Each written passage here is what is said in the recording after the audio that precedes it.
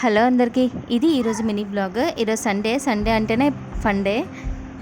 మొత్తం ఈ వీక్ అంతా కూడా నేను మార్నింగ్ 5:30కి లెగుస్తాను. ఓన్లీ సండే 6:30కి అయితే లెగుస్తాను. ఈరోజు మరీ బద్ధకంగా అనిపించింది. నేను సుబ్రహ్మణ్య స్వామి పూజ చేశాను కదా, ఇంకా కిందనే పడుకోవడం వల్ల సరిగ్గా నిద్ర పట్టక ఈరోజు లెగిసేసరికి అయితే 6:30 అయితే అయిపోయింది.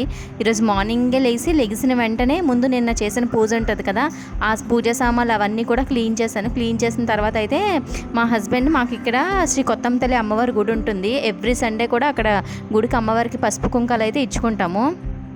ఒకప్పుడైతే మేము ఈ టెంపుల్కి అయితే ప్రతి సండే కూడా వెళ్ళేవాళ్ళమి, కానీ ఇప్పుడు ఒక 5 months అయిపోయింది ఎక్కువగా వెళ్ళలేదు.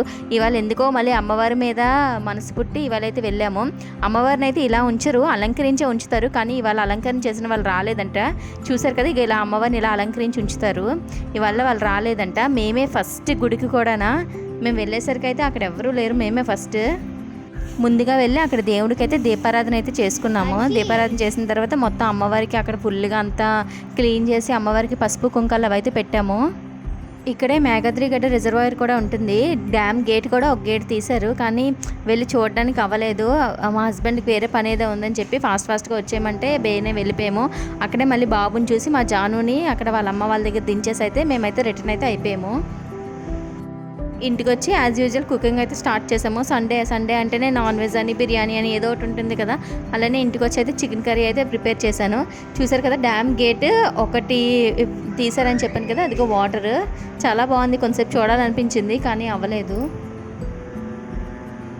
మరిన్ని వీడియోస్ కోసం అయితే నా ఛానల్ అయితే సబ్స్క్రైబ్ చేసుకోండి. Bye bye.